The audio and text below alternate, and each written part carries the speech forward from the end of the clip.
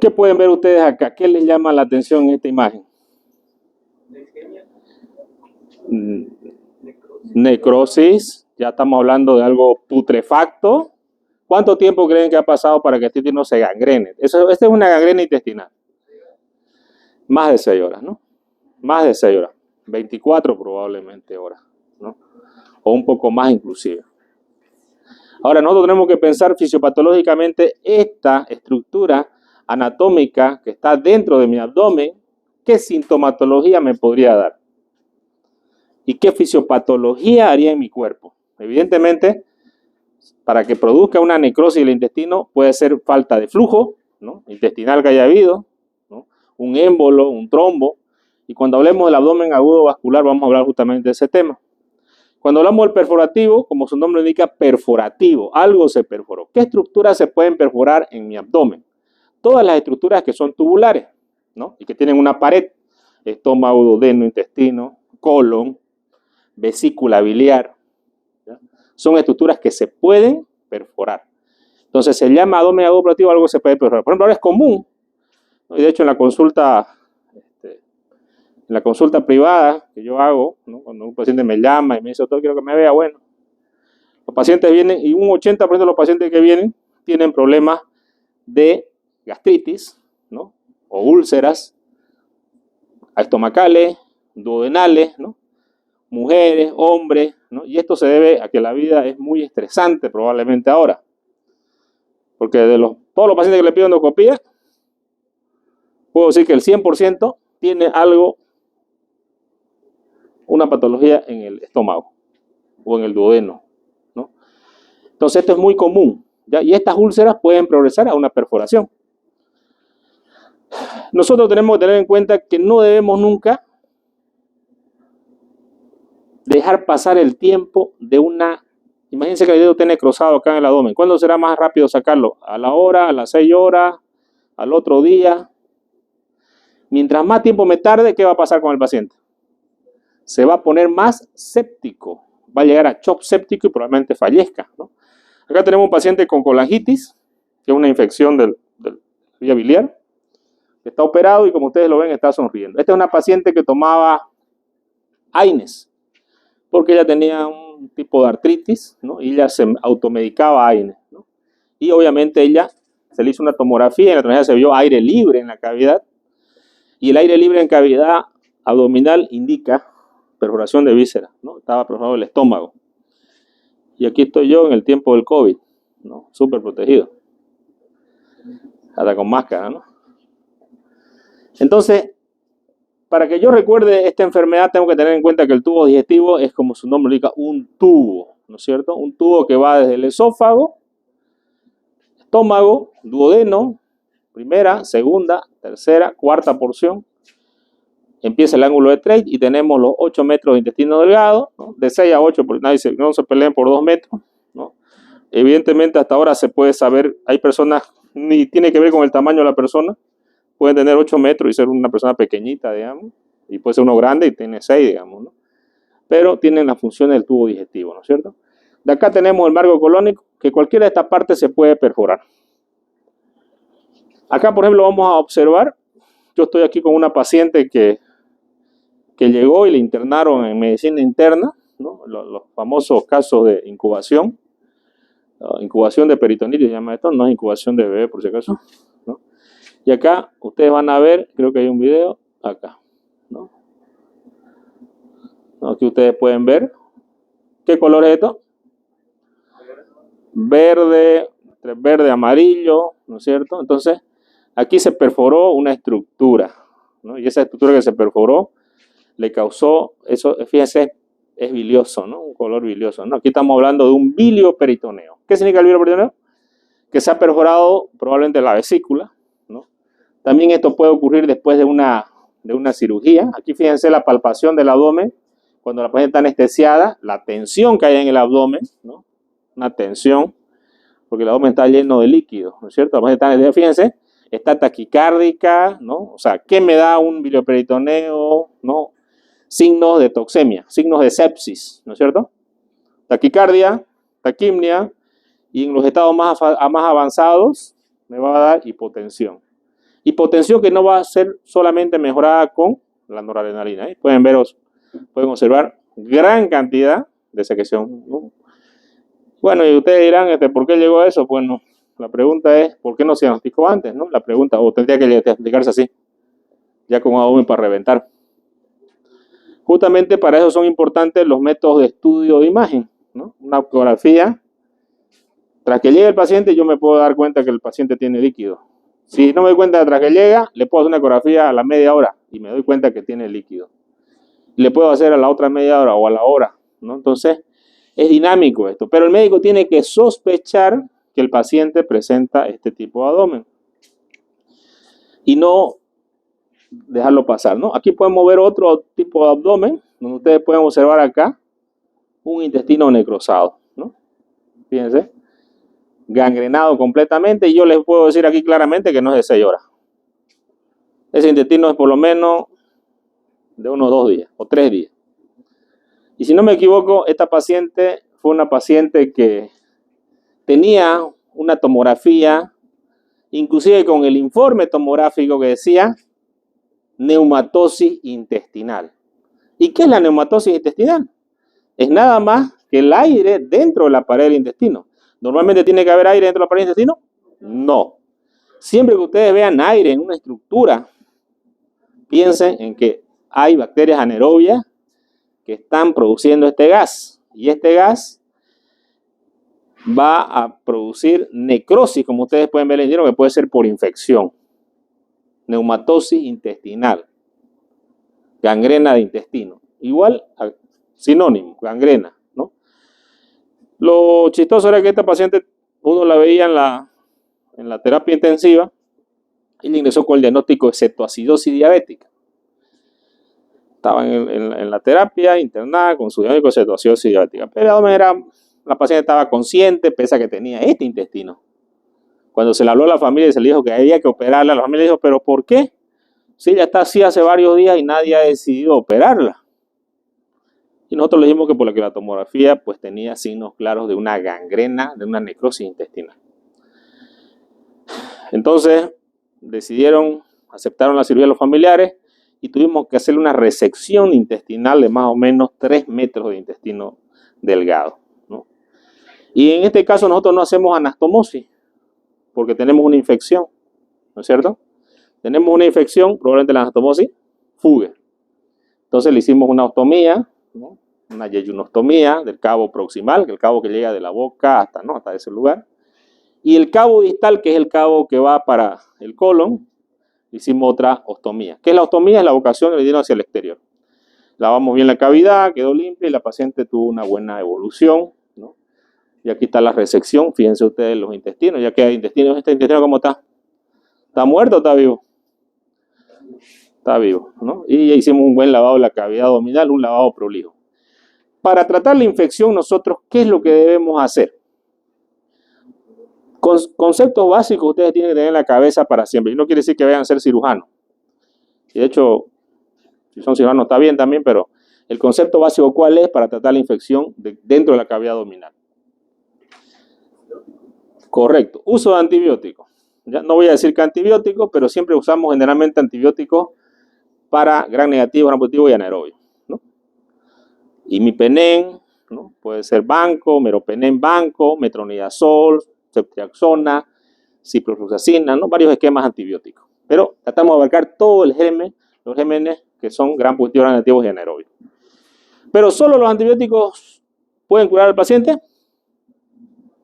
No, pero ese no es así, digamos, ¿no? No pueden curar. ¿Qué es lo más importante? ¿Cómo? Extraer lo que está necrosado. O dejo ahí. Ya, ese concepto tiene que quedar claro en ustedes.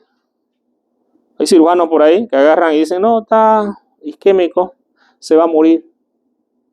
No se lo sacan. ¿Está bien? O sea, todos nos vamos a morir, digamos. O sea, pero yo no puedo dejar algo necrosado por un principio básico que tengo aquí en mi cabecita, que no tengo que dejar una infección dentro de la cavidad, o tengo que dejar infecciones dentro de la cavidad, o dentro del cuerpo humano. tengo que extraer lo que está produciendo todo este cuadro al paciente, ¿o no? ¿Se imaginan ustedes que tiene 3 metros de intestino delgado, necrosado, yo agarro y saco 2 nomás y le dejo 1? ¿Está bien? No. El éxito del tratamiento del paciente con una necrosis intestinal o cualquier tipo de infección que tenga dentro del abdomen es la exéresis, la extracción de este tejido hacia el exterior. Si su trabajo es prolijo, ¿qué significa esto? Limpiamos completamente la cavidad abdominal, extraemos completamente el material que está necrosado, que puede ser intestino, puede ser la vesícula, puede ser peritoneo, puede ser un absceso, puede ser el apéndice, puede ser el colon, pero yo extraigo todos los necróticos. ¿Cuál va a ser el éxito? Del 100%. Si yo soy un cirujano o un médico, no, a ver, vamos a darle tiempo, ¿no? Probablemente el paciente vaya a persistir con los signos de sepsis o shock séptico y muera.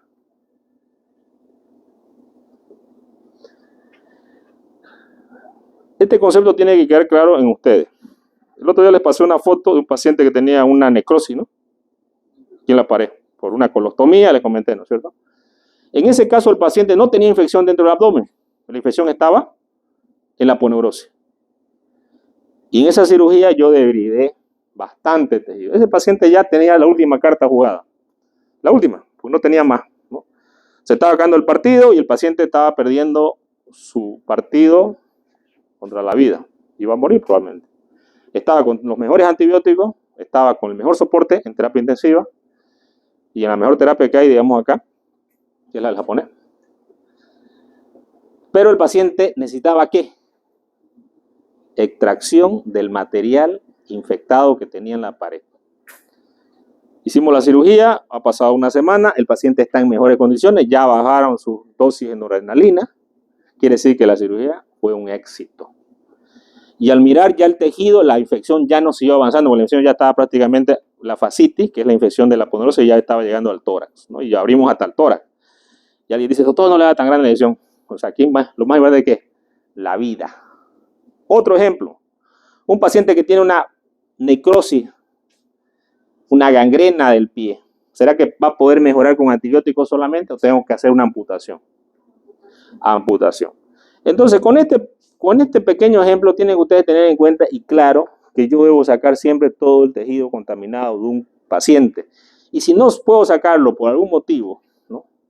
Que no sea porque yo creo que no haya que sacarlo. Aquí tenemos nosotros ya al final de la cirugía. Ustedes pueden ver la ostomía, ¿no? Del cabo distal y la ostomía del cabo proximal. ¿Qué quiere decir esto? Que la paciente de estómago, duodeno, intestino delgado y sale acá, ¿no? Es una yejunostomía. Esta paciente después de un mes de estar en terapia salió a sala y después había que reconstruirla para hacer la unión y la paciente no quiso que se haga la unión. ¿Por qué? No sé. ¿Cuáles son las causas de un neumoperitoneo? ¿Qué es un neumoperitoneo? Aire en la cavidad peritoneal.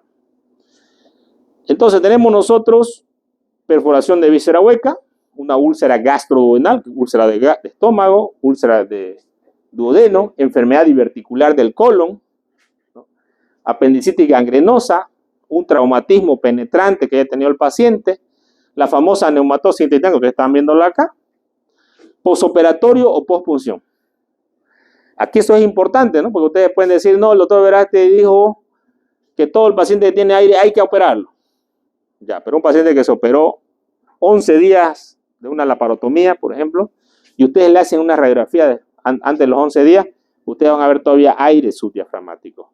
Esta es la única causa del postoperatorio, donde ustedes pueden ver aire y no ser de tratamiento quirúrgico. ¿Ya? Y puede ser una pregunta de examen, por si acaso. ¿Cuándo el abdomen de un paciente con neumoperitoneo no es quirúrgico? Y vendría a ser el postoperatorio, ¿no? O algunos pacientes también puede ser postpunción.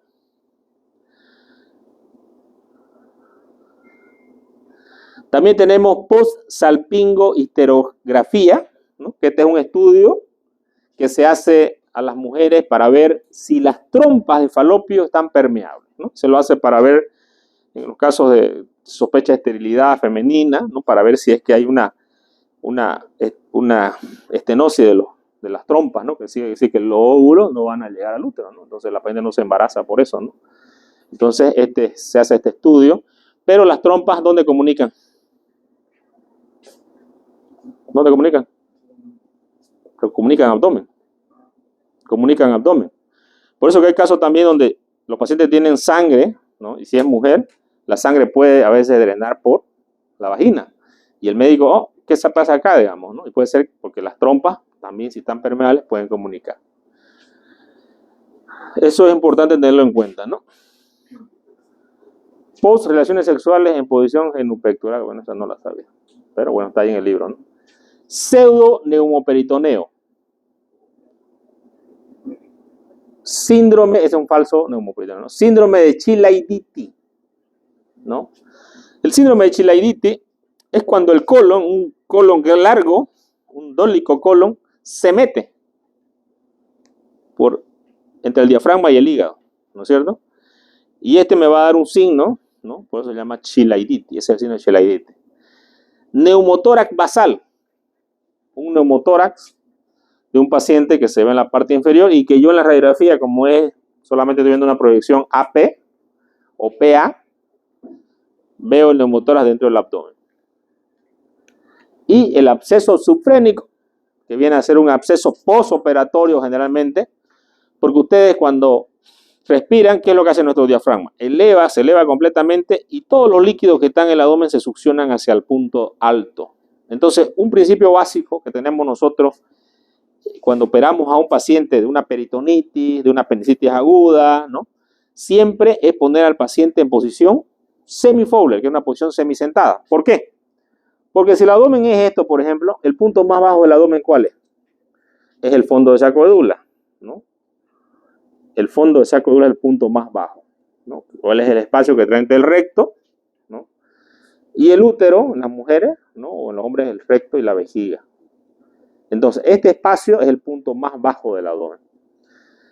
Si yo dejo un drenaje en este punto bajo, si yo quiero agarrar y sacar todo el líquido de la cavidad abdominal y pongo acá le hago un orificio, ¿saldrá todo el líquido?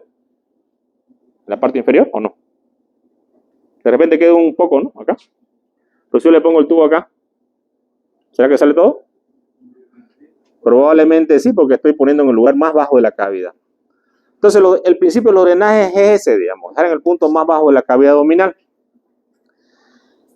Si yo tengo un paciente que no le dejo drenaje, más no lo pongo en posición semihoy, lo pongo en esta posición, echado completamente, y el paciente, al succionar, el diafragma hace que todos los líquidos se eleven hacia la parte superior. Y no va a haber el flujo de líquido de que baje hacia la parte inferior. Y si yo no le dejé drenaje, peor todavía. Entonces, ese es el principio del absceso subfrénico. ¿Cuál es el absceso subfrénico más frecuente? ¿Derecho o izquierdo? Derecho. Absceso subfrénico derecho es el más frecuente. Acá podemos ver en una radiografía simple, ustedes pueden ver el aire subdiafragmático, ¿no? Que aparece en el paciente. Siempre va a ser en una radiografía de tórax. Algunas veces se puede ver en el abdomen, pero la indicación es pedir en la de tórax, ¿no? Hasta el día de hoy todavía las radiografías siguen siendo importantes y sigue siendo un método de rutina que nosotros vamos a hacer en los pacientes, ¿no? Que nos pueden identificar varias estructuras cuando están calcificadas, inclusive como los aneurismas, ¿no? Los cálculos renales, los cálculos biliares un 10%, apendicolitos un 5%, ¿no? Pancreatitis crónica también se puede ver calcificado, aneurisma de aorta abdominal calcificado, arteriosclerosis y los vasos viscerales. Aquí tenemos la diverticulitis, que es una enfermedad que vamos a hablar en detalle cuando hablemos de las enfermedades del colon, que casi hablamos en el último bloque, ¿no es cierto? Pero los divertículos son sáculos que van a aparecer en el intestino, en el colon, principalmente en el colon sigmoide, pero pueden aparecer en cualquier parte del intestino, pero más frecuentemente se ve. ¿Por qué aparecen estos famosos divertículos? Generalmente por la ingesta de alimentos que son alimentos con muy poca cantidad de fibra, ¿no? Entonces, grasas, carne, ¿no? Hidratos de carbono, pero la falta de fibra hace que haya un aumento de gases a nivel del colon y estos gases van a debilitar la pared y se van a formar estos pequeños sáculos que se conocen como divertículos del colon. que tienen dos complicaciones, que no hay que olvidárselas, pese a que se las voy a volver a repetir. Una es la inflamación y el otro es la hemorragia que puede haber. Una causa de hemorragia digestiva baja, entonces vienen a ser los divertículos de colon. Inflamación, pero también una de las complicaciones de la inflamación es que se perfore y sea un abdomen agudo perforativo. Tenemos una clasificación para determinar qué es lo que vamos a hacer con el paciente.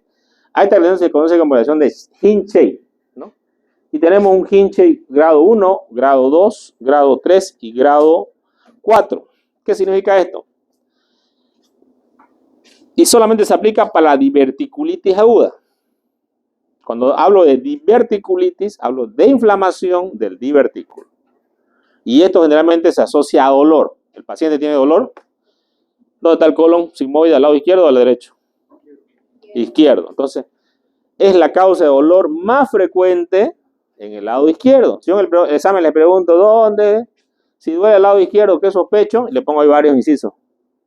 Y le pongo diverticulitis, ustedes tienen que poner diverticulitis. Si le pongo divertículo, ¿está bien? No, porque no dice que está inflamado, ¿cierto? Entonces, el grado 1 viene a ser un absceso pericólico o mesentérico. Significa que hay una inflamación solamente, ¿no? Localizada. Después tiene dolor, molestia y un dolor bastante intenso. El grado 2 ya es un absceso pélvico. Y este absceso pélvico probablemente necesite un tratamiento para drenar el absceso pélvico, que el tratamiento de elección gold estándar es la cirugía percutánea, que es colocar un catéter, como ustedes pueden ver acá. El grado 3 ya es una peritonitis purulenta generalizada, significa que ya hay pus en toda la cavidad abdominal. Y en ese caso el tratamiento viene a ser la laparotomía exploradora, ¿no? Porque yo ahí voy a poder lavar la cavidad completamente, ¿no? Y el grado 4 ya es una peritonitis fecaloidea. Significa que ya las heces fecales salieron fuera de la cavidad, la cavidad colónica y están causando shock séptico, ¿no? ¿Cuál de las será más grave, la purulenta o la fecaloidea? La fecaloidea. Dentro del colon nosotros, si nosotros agarramos ahorita 1 gramo de heces fecales, ¿no? 1/3 de ese gramo de heces fecales son bacterias. 1/3. Entonces, fíjense ustedes la toxemia que puede ocurrir rápidamente. En 5 minutos, si mi colon está perforado, en 5 minutos las bacterias ya están en mi torrente sanguíneo. Por eso es que es importante, si yo tengo en cuenta la fisiopatología y el diagnóstico para cualquiera de estas enfermedades que tenemos aquí, los grados del Hinchey, de la diverticulitis, viene a ser con la tomografía. La tomografía es la que me va a evidenciar si el paciente está en qué grado. Obviamente, aquí en este caso, yo puedo usar de repente antibióticos, ¿no? Y puedo revertir el caso, y en este caso absceso pélvico ya viene a ser con la punción percutánea. En estos dos, grado 3 y grado 4, el tratamiento viene a ser quirúrgico, ¿no? También tenemos los cánceres, que el cáncer también puede dar obstrucción y perforación. Y el cáncer de colon es una patología muy frecuente, lamentablemente, en nuestros días. Esto debido a la alimentación que tenemos, ¿no? Cada vez tenemos más cáncer en personas más jóvenes. Y también puede ser causa de una perforación del colon, ¿no? Tenemos también las anomalías del conducto oftalomesentérico, a lo que se conoce como divertículo de Meckel. ¿Qué es el divertículo de Meckel? Es un divertículo solitario que va a aparecer aproximadamente entre la válvula ileocecal y 120 centímetros, dice el libro de Meingot. Otros libros dicen 90 centímetros de la válvula ileocecal. Ustedes pueden encontrar el divertículo de Meckel. ¿Y el divertículo de Meckel se puede perforar? Sí, se puede perforar, pero también puede ser causa cuando tenemos defectos como un sinus, porque esto es un defecto del conducto oftalomesentérico de la vía embrionaria, que queda permanente y queda una cinta o queda un quiste o queda una comunicación, acá hablamos de fístulas, o un cordón fibroso. ¿Y qué puede pasar con un cordón fibroso? Digamos que esta sea la cavidad abdominal y nosotros seamos los intestinos que estamos aquí dentro de la cavidad abdominal y yo ponga una cuerda acá, en el medio, y les diga a ustedes, vamos, hagamos aquí el curso, y ustedes van corriendo y se van a tropezar acá, ¿o no? Lo mismo pasa con el tránsito intestinal. Los intestinos se están moviendo constantemente por el peristaltismo Y cuando hay este cordón, ¿qué es lo que va a suceder? El intestino puede darse la vuelta ya y puede torcerse, ¿no? Y esta torsión puede llevar a una necrosis de intestino. Yo en mi vida, mis 21 años de cirujano, o 22, no me acuerdo, por ahí, he visto 2 casos de necrosis de intestino debido a este cordón fibroso de un quiste, de un divertículo de Mecke, ¿no? Un niño el último fue un niño de 12 años, no, de 14 años, y uno que vi mucho más antes cuando era residente, ¿no? Fue de 15 años, ¿no? Y que el intestino se torció y tuvieron una resección de más o menos 3 metros de intestino delgado, porque estaba el intestino completamente necrosado. Pero cuando nos lo mandaron a nosotros al hospital nos dijeron infarto mesentérico. Los 2 pacientes fueron referidos abiertos, ya los habían operado. Hicieron la laparotomía, vieron el intestino negro y los mandaron al japonés. Uno llegó de día y otro llegó a las 3 de la mañana. El chico llegó a las 3 de la mañana, ¿no? Lo habían abierto en el Bajío y lo mandaron a las 3 de la mañana. Yo estaba de turno, entré a quirófano y bueno, no era infarto mesentérico porque primero que no ocurre en niños el infarto mesentérico, ocurre en personas mayores con problemas cardíacos, ¿no es cierto? Y en los 2 casos era un quiste, un cordón de... Los 2 pacientes sobrevivieron, pero quedaron con síndrome de intestino corto. Se adaptaron, porque muchas veces algunos intestinos se adaptan y otros no. Acá tenemos el aire subdiafragmático, que es algo que tiene que quedar grabado en nuestras mentes. Aquí en una tomografía yo también puedo ver el aire, como ustedes lo pueden ver acá, ¿no? El aire libre, ¿no? Y aquí puedo ver líquido, por ejemplo, alrededor del hígado, ¿no? Aire por fuera de los intestinos. Es importante también tener que clínicamente yo puedo valorar esto, ¿no es cierto? Pero ahora vámonos a la realidad, ¿no? Y ustedes lo van a... De hecho, algunos alumnos que ya van al hospital conmigo, a veces pasamos por la mesa y ven que la cosa no está como para reír, digamos, ahí, ¿no? Ni para hacer chistes, ni para estar distraídos. Nosotros necesitamos diagnóstico rápido, ¿no es cierto? Entonces, ¿cómo yo doy un diagnóstico rápido, certero y objetivo? ¿Cómo? ¿Cómo? No, como la clínica. La clínica no es objetiva, para empezar. No es lo mismo que usted haga un examen físico, que lo haga yo, ¿no? O que lo haga el doctor, ¿cómo se llama el semiólogo? El doctor... Exámenes complementarios. Correcto. Los exámenes complementarios. ¿Ustedes aquí están viendo el objetivo o no? Si esta radiografía es informada más, ¿ya tienen ustedes un documento médico legal o no? Y yo puedo decir, entré a quirófano porque había aire, ¿no es cierto? Pero yo lo examino y a la percusión, en vez de que haya una matriz hepática acá, tengo una hipersonoridad.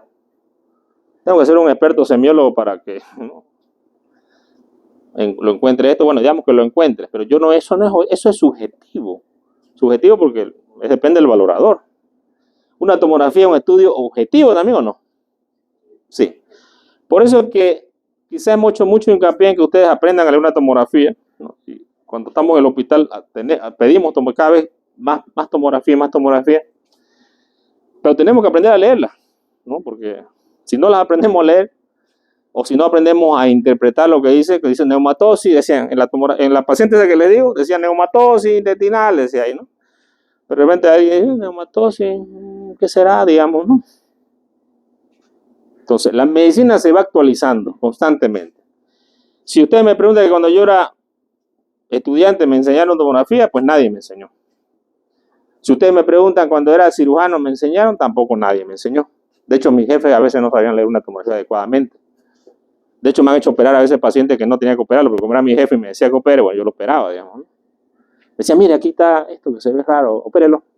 Entraba y no había nada, digamos. Entonces, hay que aprender a leer una tomografía para no cometer errores en la cirugía o hacer una laparotomía innecesaria. Hoy en día, con la tomografía contrastada, nuestro margen de error en los diagnósticos es menos del 1%.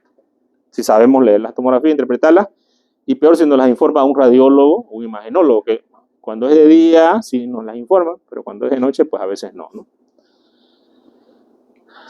Acá tenemos nosotros la laparoscopía, que viene a ser colocar una cámara dentro del abdomen para observar dentro del abdomen y valorar, ¿no es cierto? Aquí tenemos una laparotomía, que en algunos casos nosotros vamos a hacer una laparotomía para explorar la cavidad abdominal y vamos a hacer una incisión mediana suprainfraumbilical para explorar toda la cavidad abdominal, ¿no es cierto? Aquí tenemos una punción que la podemos hacer también cuando nosotros vemos líquido en el abdomen y estamos en duda que si ese líquido de sangre, que si ese líquido es intestinal, que si ese líquido es ascitis, ¿no? Porque si es ascitis, ¿lo vamos a operar? Quizás no, ¿no? La ascitis no se opera, ¿no es cierto? ¿O se opera? Las ascitis no se operan porque el líquido es un líquido del hígado. Y a menos que esté infectado. Si no está infectado, no se opera. Entonces yo al tomar la muestra de líquido con una paracentesis, que es la punción que yo hago en el peritoneo, con una bránula, ustedes pueden ver acá el líquido. Ese líquido lo mando a estudiar. Si no tiene bacterias, ¿no? Es un líquido ascítico, pues no es necesario. Puedo drenarlo, pero no es necesario operarlo.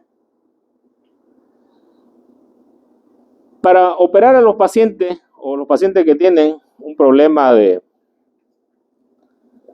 Podemos nosotros colocar la sonda Foley también, la sonda, perdón, nasogástrica, ¿no es cierto? Para valorar y drenar el estómago, ¿no? Nosotros también existe un signo que en algunos pacientes que creemos que están perforados o no están perforados, ¿no? Se les puede dar a tomar líquido, ¿no? Y esto la verdad que yo... algún cirujano una vez lo dijo en un congreso y dijo, este es el signo de la Coca-Cola, dijo, ¿no? Nosotros en el San Juan de Dios, dijo, cuando vemos un paciente que no estamos seguros si está perforado o no, pero el paciente pareciera que estuviera perforado, le damos a tomar una Coca-Cola, dijo, ¿no? Entonces toma la Coca-Cola y si está perforado el gas, sale y aparece la irritación peritoneal.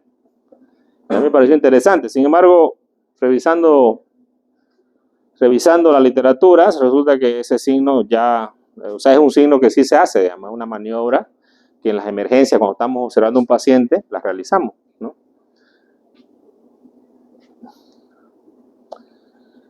¿Qué pasa si hay una perforación de una úlcera, ¿no? El paciente tiene que ir a la reparación de esta perforación lo más rápido posible, ¿no? Siempre, en caso que sea una úlcera, debemos tomar biopsias también de los bordes de la úlcera, porque puede tratarse también de una neoplasia que el paciente pueda tener. El paciente puede ir a la consulta con un dolor, ¿no? Va a haber la anamnesis, exploración, exámenes de rutina que siempre se hacen en todo paciente, el electrocardiograma, radiografía de tórax, de abdomen, son estudios de rutina para descartar patología y también para ver el aire, ¿no? El paciente se le debe estudiar una ecografía abdominal para valorar líquidos, si hay líquido en los espacios de Morrison, fondo de saco de Douglas, o espacios pleno renal, ¿no es cierto?, que ya nos va a dar cierta luz. Y si tenemos duda, podemos hacer tomografías computarizadas con contraste, dependiendo de cómo esté la creatinina, de tórax y abdomen inclusive, para valorar esto, ¿no? Y podemos hacer otros estudios que ya vendrían a ser estudios, ¿no?, como una resonancia magnética, endoscopía, paracentesis o laparoscopía, ¿ya? Que vienen a ser métodos también de diagnóstico, como ustedes pueden ver acá, en caso de duda, para no hacer una laparotomía, ¿no? Si el paciente está estable, haremos esto. Pero si el paciente está inestable, no puedo llevarlo a hacer una tomografía, una resonancia, porque estoy perdiendo tiempo. Y el tiempo para el paciente es vital. Mientras más rápido yo drene la cavidad abdominal, saque lo que está infectando al paciente, porque lo que está gangrenado está emitiendo toxinas a todo el cuerpo y está produciendo el shock séptico. Entonces, si el paciente está estable, significa que está con buenas presiones, con buena diuresis, no está taquicárdico. Ese es un paciente que está estable. Un paciente que está inestable es un paciente que está taquicárdico, está oligúrico, puede estar hipotenso, puede estar con vasoactivos ya, estamos hablando de la noradrenalina. Entonces, a ese se conoce un paciente inestable. Ese paciente va a reanimación y probablemente de reanimación directamente va a pasar a tratamiento quirúrgico, a quirófano, ¿no? Como esta paciente que vimos, por ejemplo, esa paciente, ¿será que va a pasar a estudios? La del comienzo, la que tenía el lleningo de líquido. No, pues no. Definitivamente no. Entonces, para tratamiento quirúrgico lo vamos a dividir en dos: laparotomía o laparoscopía. Y aquí quiero que quede claro desde ahora, ¿ya? Los dos son procedimientos para valorar el abdomen, pero yo tengo que valorar el paciente y tengo que poner cuál es el mejor tratamiento para mi paciente. ¿Qué significa cuál es el mejor tratamiento para mi paciente? ¿Será que la incisión es el mejor tratamiento para mi paciente? ¿Una incisión chica o una incisión grande? ¿Será que eso es el mejor tratamiento en caso de un abdomen perforativo? ¿O será que le hago una laparoscópica para que no tenga mucha incisión? ¿Laparoscópica? Mínimamente invasiva. Ya. Bueno, no sé si les conté la historia del interno, pues les voy a contar. Si no se las conté, o si se las conté, ya se las vuelvo a contar de nuevo. Esto es una historia real que sucedió hace unos 4 años probablemente. Un interno de medicina en el hospital del Plan 3000, ¿no? Este interno tenía una apendicitis ya perforada. Era de noche. El cirujano de turno le dice que hay que operarlo y que le va a hacer una laparotomía.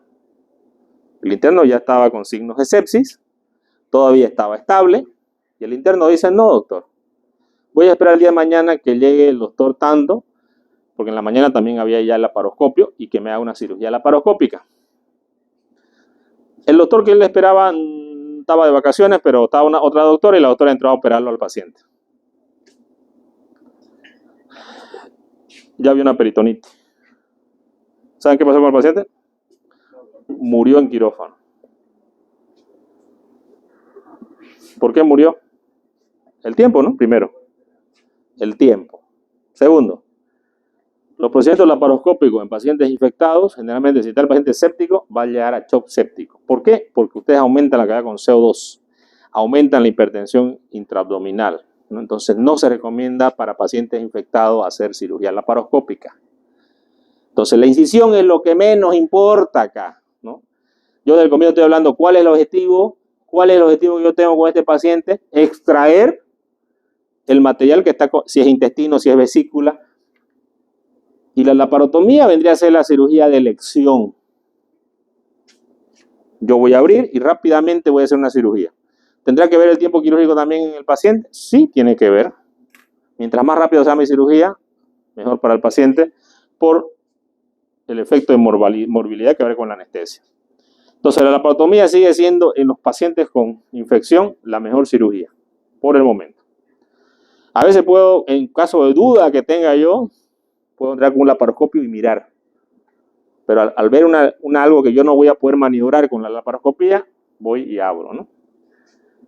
Muy bien. Entonces este paciente luego de salir del quirófano va a pasar a UTI o a UCI, que es un lugar donde van a aumentar los líquidos, van a usar antibioterapia de amplio espectro. Los terapistas van a mejorar su medio interno, van a mejorar su diuresis. Si ya está con falla de órganos, van a mejorar esto con líquidos, antibióticos, nutrición parenteral, ¿no? El paciente puede ser que requiera una nueva cirugía o no. Eso ya lo va a decidir el cirujano cuando opera al paciente. En algunos casos que se lo vea con la laparostomía contenida, ¿no? Que queda con una bolsa de Bogotá el paciente, que es una bolsa de suero, que se la adosamos a la pared y hacemos otra limpieza quirúrgica, ¿no? A los 2 días, lo ideal es hacerla al día siguiente, a las 24 horas, y luego lo cerramos el abdomen, ¿no?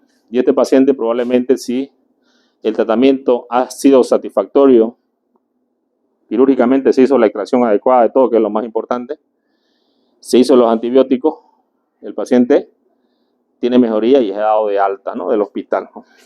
Obviamente estamos hablando de unos 10 días, 15 días que el paciente va a estar en el hospital, o probablemente más.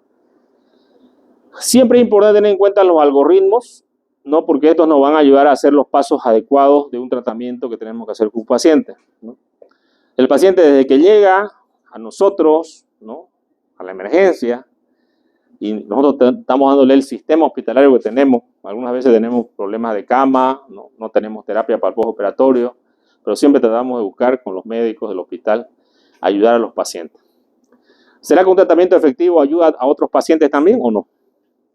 ¿Será que movilizar más rápido las camas de un hospital ayuda a otros pacientes también o no? Sí. Claro. Si yo soy un médico que hago bien mi trabajo, un paciente puede estar 10 días en el hospital. Pero si un médico que hago mal mi trabajo, desde el diagnóstico, el tratamiento quirúrgico, ese paciente puede estar 30 días en el hospital. Y esos 30 días, si yo voy a tener 3 pacientes de 10 días, ya le quité cama a 2 pacientes más. ¿No es cierto? Entonces es importante hacer buenos tratamientos. Nosotros como médicos siempre vamos a ver lo caóticos son los sistemas de salud en todo el mundo, ¿no? Ustedes se vayan, van a ver caos, ¿no? Tenía un amigo que era médico, se fue a Canadá, su esposa se enfermó de un cólico ureteral y andaba con dolor. Llegaba a un hospital y ahí arriba, afuera del hospital decía 2 horas de espera, ¿no? Iba al otro, decía 3 horas de espera, ¿no? Como los aeropuertos, ¿no? Así, para la salida de los aviones. Y uno dice Canadá, pues, ¿no? O sea, ¿cómo Canadá va a tener esto? Que tenemos una medicina de primer mundo. O sea, en todas partes siempre hay sobresaturación en las salas de emergencia. Muy bien, entonces nosotros localizamos el dolor, identificamos qué cuadrante tiene el dolor el paciente, cuadrante superior derecho, izquierdo, o el dolor es generalizado. El dolor fue súbito, empezó súbitamente, o sea, el paciente estaba bien y de pronto le dolió, ¿no? ¿Qué tengo que sospechar yo? Si es súbito, una etiología vascular o arterial, ¿no es cierto? Un émbolo que haya producido una isquemia, ¿no es cierto? Y que esté causando un dolor. Un paciente que tenga una torsión, como los famosos vólvulos, ¿no? Se tuerce el colon sigmoide, que eso lo tenemos muy frecuentemente acá. Un paciente con un aneurisma aórtico complicado, una disección, ¿no? Que puede tener el paciente del aneurisma. No, cuando se rompe ya antes se hipotensa y se muere el paciente, ¿no? Algunas veces se contiene en el retroperitoneo, pero una vez se perfora abdomen, se llena y el paciente choquea y se muere. Pero la disección duele, ¿no? Un sub y baja que tiene el paciente. Un dolor que sube y que baja, ¿no? Es un dolor bien característico de la disección. Una víscera hueca perforada vendría a ser una úlcera pilórica, ¿no? O postpilórica o una úlcera duodenal. Y el paciente va a presentar un abdomen en tabla mientras más horas pasen por la irritación peritoneal que existe. ¿Por qué existe el abdomen en tabla? ¿No? El abdomen en tabla es un abdomen rígido que ocurre por una inflamación del músculo estriado, ¿no? Una contractura que va a haber del músculo y se conoce como músculo en tabla. Sin embargo, pueden haber diagnósticos diferenciales, ¿no? Ahí en el hospital tuvimos un caso que la verdad que fue el único caso que yo he visto en mi vida hasta el día de hoy. Creo que ni lo he leído por ninguna parte, un caso similar. Había un paciente que gritaba, estaba ahí en observación. Y el abdomen, pues realmente era una tabla, ¿no? O sea, tocamos la tabla y el abdomen. Y decían, ¿no? Cada cierto periodo de tiempo gritaba el paciente. Si bueno lo ve, dice, abramos. Entramos, abrimos y no encontramos nada. La protomía en blanco. Y ya después, el paciente empezó con la risa sardónica. ¿Qué enfermedad es? Risa sardónica. Tétanos. El paciente tenía tétanos, pero el tétanos empezó primero con la parte abdominal, ¿no? Ellos después empiezan las risas sardónicas, bueno, mueren, empiezan a salivar, incluso algunos tenemos que hacer traqueostomía. Pero en este caso hasta una laparotomía le hicimos, ¿no? Raro. Cuadrante superior izquierdo, ¿qué sospechamos? Pancreatitis, úlcera gástrica, pielonefritis. La pielonefritis es una inflamación o una infección del riñón, que es muy común por si acaso. Y uno también puede operar un paciente con pielonefritis, porque duele el abdomen, ¿no? Y ser una pielonefritis, no ser un paciente con abdomen agudoquirúrgico. Pero ¿por qué yo operaría un abdomen en tabla si yo le hago una tomografía? ¿Será que lo opero? A este tétano sería que lo iba a operar si le tenía una tomografía yo. No, porque no iba a haber ningún signo que me indique operarlo. No iba a haber ni aire, ni líquido, ni nada, digamos, ¿no? Hace tiempo que les digo, no, creo que no teníamos tomografía todavía, parece. Entonces, los estudios nos ayudan a no hacer laparotomías innecesarias. En caso de la pancreatitis, diagnóstico, amilasa elevada, ¿no? En estos 5 días, más de 5 veces el valor normal, o lipasa más de los 14 días. Una úlcera gástrica, sí voy a ver aire en la radiografía, ¿no? Y obviamente si hablamos de una pielonefritis, vamos a tener un examen de orina que va a estar con una leucocitosis. Y el paciente obviamente con signos de sepsis. ¿Se opera una pielonefritis? No. Pero si yo no le pedí al paciente el examen de orina y el paciente, y yo dije hay que operarlo y vi una leucocitosis y no le pide el examen de orina, no le pide la tomografía y no le pide la ecografía, lo pude haber operado, ¿no es cierto? ¿Qué quiere decir esto? Que si ustedes hacen todos los estudios que dice el protocolo, que dice la rutina, no vamos a cometer errores en el diagnóstico. Entonces, las pielonefritis no se operan, ¿no es cierto? El tratamiento es con antibiótico. Si hablamos del cuadrante inferior izquierdo, diagnóstico diferencial más frecuente, vienen a ser hernias, ureterolitiasis, problemas gonadales, ¿no? Divertículos que pueden aparecer en el paciente. Si hablamos del cuadrante inferior derecho, aquí inclusive algunos libros ahí dicen el síndrome de fosa ilíaca derecha. ¿Qué es un síndrome? Conjunto de signos y síntomas, ¿no es cierto? Si es hombre, ya, si no es apéndice puede ser problema, inclusive una epididimitis, ¿no es cierto? Pero si es mujer, está el ovario, están las trompas, está el útero, ¿no? Cualquiera patología que esté en estos órganos también puede dar un síndrome de fosa ilíaca derecha. Inclusive una simple ovulación, embarazo ectópico, una inflamación de las trompas, un quiste de ovario. Son muchos los diagnósticos que pueden aparecer en una mujer. Pero nosotros debemos descartar que no sea una apendicitis aguda. ¿O no? ¿Cuál es el tratamiento de la apendicitis aguda? Es cirugía, pero cuando hablamos otro, si yo les digo, ¿cuál es el tratamiento de la apendicitis aguda? Ustedes me dicen apendicectomía. Pues yo en el examen les pregunto, ¿cuál es el tratamiento de la apendicitis aguda? Cirugía. Eso es pues muy general, digamos, ¿no? Es muy general, digamos, ¿no? Apendicectomía. Esa es la respuesta. Si yo les digo, ¿cuál es el tratamiento de la pielonefritis? Bien, uso de antibióticos.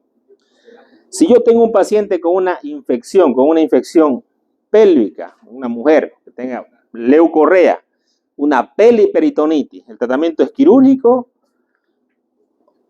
o es el tratamiento antibiótico? El tratamiento es antibiótico. Pero yo tengo que detectar esta enfermedad y tengo que descartar que no sea una apendicitis aguda. Y si es un embarazo ectópico, ¿cuál es el tratamiento? El tratamiento es quirúrgico, ¿no es cierto? Si es un embarazo ectópico roto, o si no está roto, igual hay que entrar a operarlo porque se va a romper cualquier rato, ¿no? Y si no es un embarazo ectópico y es un embarazo normal, ¿y qué pasa si el cirujano entró a operar al paciente?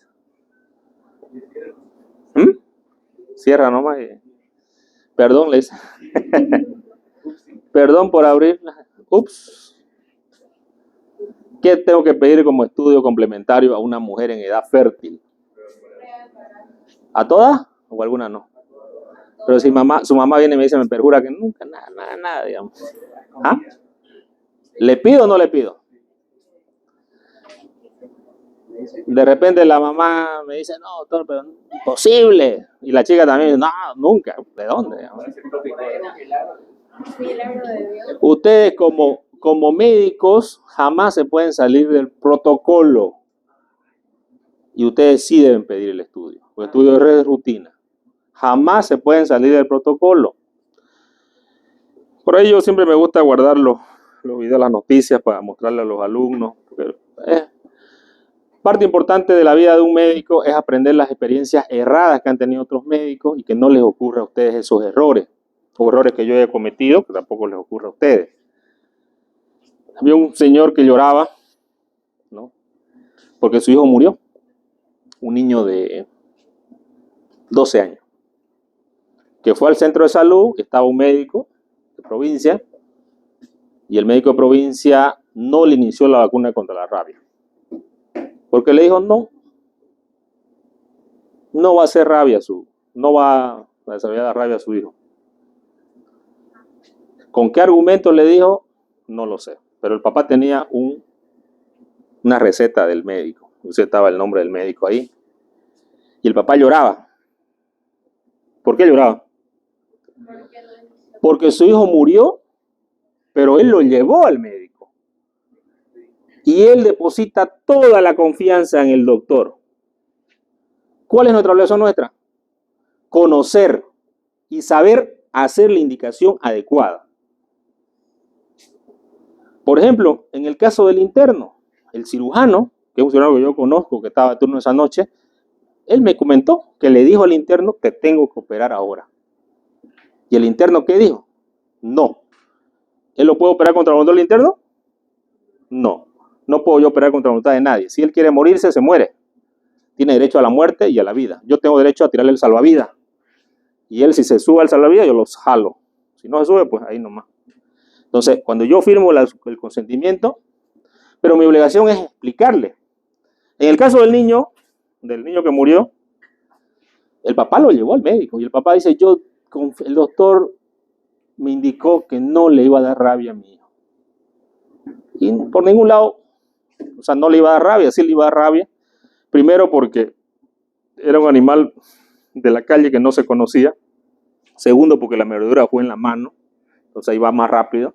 Entonces tenía toda la indicación para que ustedes le hagan la vacuna. Y si usted no sabe, porque a veces puede saber que no sepamos, porque es que no fuimos a la universidad, que si nos olvidamos, no sé, nos dio amnesia, no sé. O estamos más en el TikTok y el TikTok ya nos borró la mente, digamos, ¿no? No sé. O estoy metido en los juegos, digamos, ¿no? Y me da más importancia los juegos que el saber de medicina. Usted puede pedir, oye, digamos, al amigo, qué sé yo, último agarra y dice, mire, lo voy a llevar con este otro médico porque no, voy a consultar. Ahí en el japonés tenemos un departamento de psicología, el médico contesta. Y usted está un profesor, le puede contestar de repente un WhatsApp, ¿no? O sea, si uno no sabe, pregunta, ¿no? Entonces, la importancia de los médicos es que nosotros debemos saber las indicaciones adecuadas para tratar a los pacientes. Porque en nuestra indicación puede estar la vida o la muerte. Así como cuando yo entré con ese paciente la semana pasada que les mostré y que está vivo todavía y que probablemente no iba a estar vivo si no le hacía la cirugía que le hice, ¿no? Incluso yo estaba con otros cirujanos, yo me decía, no, todo, pero no tanto, me decía, ¿no? O sea, yo tengo más experiencia que él y le dije, tranquilo, le dije, no, hay que ser agresivo porque si no nos quedamos sin pacientes. ¿No? Y el paciente todavía está vivo. Espero que siga vivo y que salga del hospital.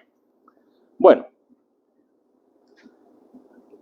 Entonces, la laparotomía es algo que no puede perderse tiempo. Ya aquí tenemos una laparotomía, fíjense ustedes que estamos... ¿Cuál es la causa del bilio peritoneo? ¿Qué es eso? Cálculos de la vesícula biliar. Cálculos biliares. Ahí tienen ustedes los cálculos biliares, ¿no? Entonces, la perforación de la vesícula biliar por una colecititis aguda. ¿Es común? Probablemente no, digamos, no sea tan común. Pero, ahí tienen un caso. Ah, se acabó. Bueno, pueden ir a felicitar a su papá si quieren. Ah, ¿me pueden hacer una lista, por favor? Con sus apellidos solamente. Apellidos.